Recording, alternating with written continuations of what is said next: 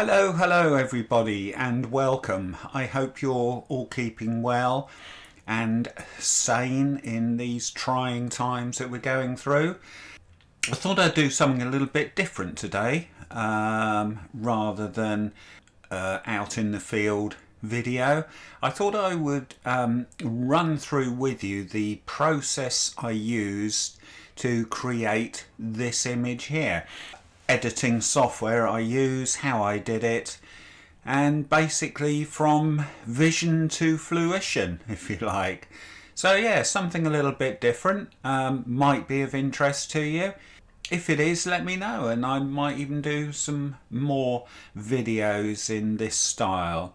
So let's get stuck into it. Okay, this image was made up of a composite of two images. I went out the other day in the absolute freezing cold. I couldn't believe how cold it was. I was only out for about a quarter of an hour and I was absolutely frozen. But I did take some pictures of some frozen puddles.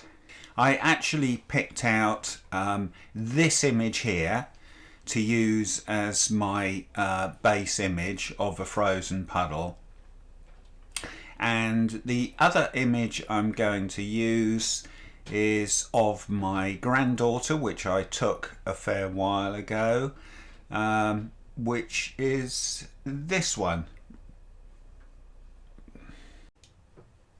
Okay, so we now have to transfer those two files into my iPad. So we go to iTunes, go to File Sharing, Add File, and there's the two images in the memory stick. So we'll click on those, Open. And those are now transferred to my iPad. Okay, so we've got to first of all, I must apologise for this setup. It's about the best I can do. I can't actually link my iPad to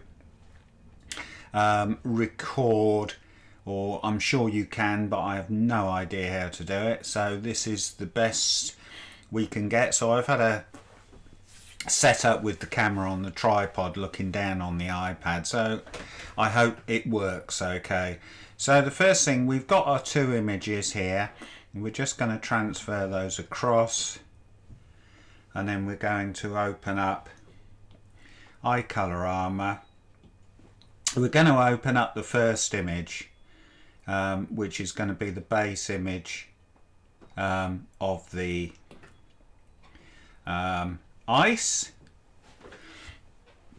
and then we are going to blend into that the second image, which is of my granddaughter, and then we're going to go down, have a look at the blending modes, see which one I want to use. Yeah, screen, darken, lighten. Yeah, I think possibly just screen will do. And what I want to do is make the image smaller, or make the image of my granddaughter smaller, and then I want to position her roughly. I've got this piece of ice here, which I think is quite nice, and it sort of leads you into her face. So I'm going to position it roughly round about there, I think.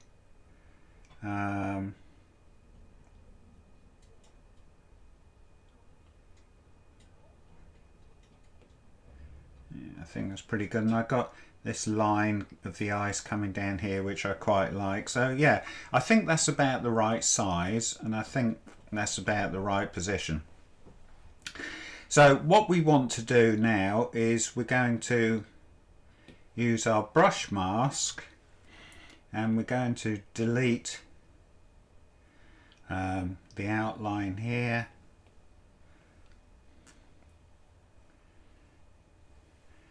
and then we're going to, what I want to do is actually sort of delete some of her features.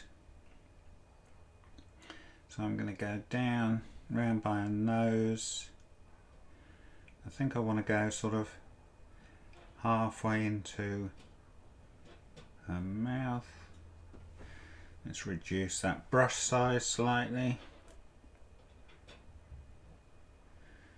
I think I've gone over a little bit there, so we're going to put that back,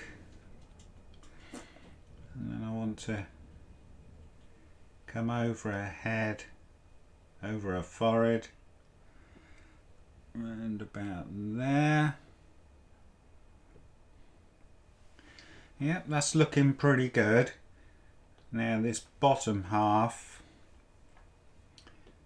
I want to get rid of this line here, but I want to sort of put the line of her neck flowing into the ice here,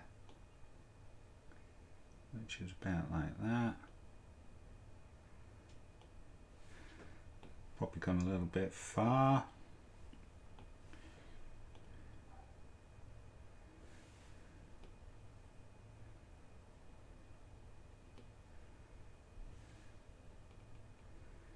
Yeah, I'm liking that. So yeah, that's looking pretty good, I think. And what we can do is we can show where the actual mask is. So we'll just get rid of that there and there, and we'll come round. Just get rid of it around here, like that. Probably gone a little bit far there.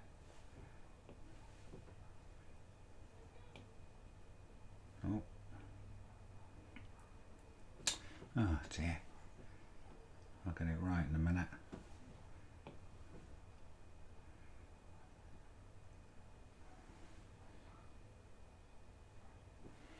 Yeah.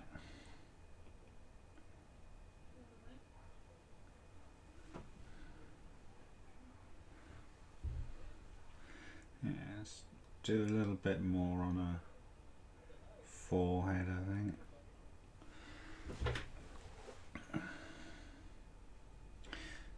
think we've gone a little bit too far into her chin.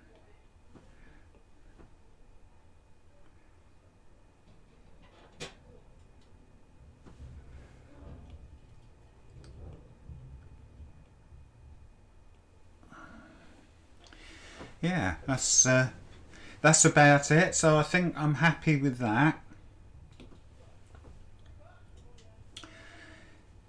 So yeah, we will apply that, and all I want to do to this in iColorama is convert it into a black and white.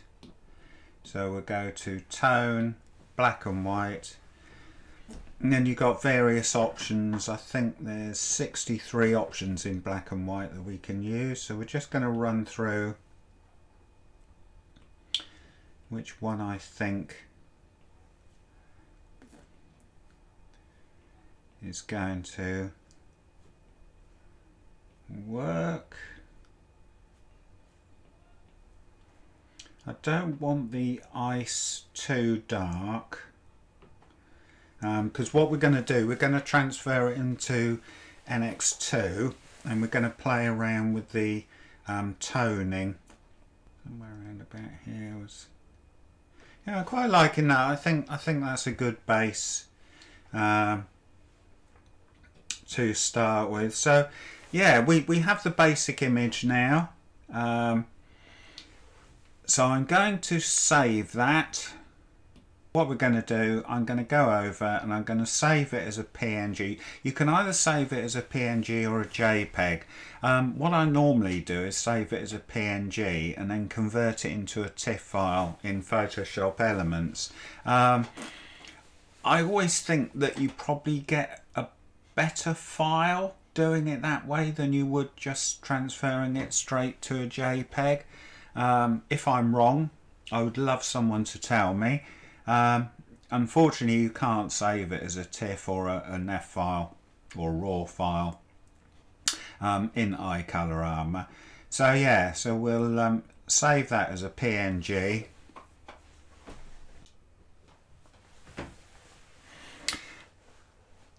So here is the image transferred into Capture NX2. Now, obviously, I'd already made this image, okay? So I went into iColorama just to show you what I did to the image in there. But this is basically the same image. I've deconstructed it to what I've actually done. So I'm going to run through with you the process I went through. Now, that process in iColorama of the layers, you know, it doesn't have to be done obviously in iColorama. It can be done in Photoshop or Lightroom, but my workflow is done a lot on the iPad these days. I'm just finding it so easy, and Photoshop and Lightroom are just so complicated to me that I'm absolutely loving using this iColorama. But anyway, that being said, the first thing I wanted to do is some of this ice here and around her eye there, and this sort of twig across her nose. I wanted to sort of get rid of all those because they didn't really add to the image. I thought it made her look like she had horns. So yeah, so I played around deleting those. So I'm just going to tick those boxes, and that's the sort of end product. Oh, just a minute, there's one missed out there. That's actually the image I ended up with. So I've got rid of some of those distractions, if you like. The first thing I did was contrast. So yeah, I've just boosted the contrast up 30%, which has given me that. It's just sort of got the blacks to where I really want them. Pretty straightforward maneuver there. I had a few more auto retouch brushes here. Yeah, I got rid of that twig there. Okay, so the next thing I wanted to do was just sharpen the image up a little bit. And in NX2 you have what they call a high pass filter. So when you click on the high pass filter, you end up with a blank screen, and you move the slider across until you can just see outlines of the image. And once you see those, you go down to blend mode, click on overlay, and there you have it. That just sharpens it. Let me click it on and off. Just sharpens the image up a little bit. And the beauty of this high pass filter is it's not so aggressive, if you like, as the normal sharpening filter. So the next thing I did was I went up and I had a look at if we were getting any lost highlights, which we're not. Shadows, we seem to have quite a lot of lost shadow. Now I'm not all that adverse to sort of having lost shadows. If I end up with pure blacks in my image, if it suits the image, I'm cool with that. But we're going to delighting, click on better quality, and I'm going to turn the shadows up just a little bit, or shadow adjustment, just till we get rid of most of them, and I'm happy with that. So unclick that, get back into the image. The next one was color control point. Now I wanted to let me turn that off a minute. I wanted to sort of get her eye a bit darker. I thought it needed a sort of bringing out a little bit. So I've put in a color control point and tweaked it. Let me turn that on. I just darkened it down a bit and also put the contrast up a little bit, which has sort of brought her eye out a bit more. It's darkened it off. The other two control points are neutralizing the effect that I've made here. I'm sure if you use color control points you know what I mean. So yeah, we ended up with that. So if I turn that on and off, it's just made her eye pop a little bit more. Now I actually, if I wasn't on full screen there, but the next thing I did was I cropped it. Now I wanted to crop it.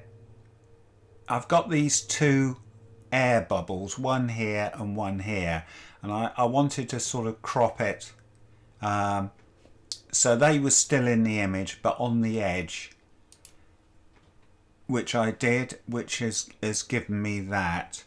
I thought that sort of suited the image a little bit better. And the very last thing is I gave it a little bit more contrast. I think makes the image pop a little bit more. And that's basically it. I was really sort of quite pleased with that. I actually wrote in my heading on Facebook about my work, and I wrote down there, your only limitation is your vision. And I think that's very true. You know, it's sort of having the vision of with abstract what you want to do to an image and how you think it's going to work. And yeah, I was quite pleased with that. Let me know what you think. If you like it, please leave a like below and give us a comment on it, what you think. Anyway, something a little bit different for me today, showing you what I've done to produce this image. If you think you would ever like a print of any of my images, then please head along to my website at johndexterphotography.com. Have a look at them, and I'm sort of doing them at I think a really reasonable price at the moment. So yeah, if you fancy any of my images, run through my website, have a look, see what you think. So yeah, anyway, thanks very much for watching. I hope you've enjoyed it. I hope it may have been of help to you and given you some ideas. So until the next time, this is John Dexter saying thanks very much for watching. Bye for now.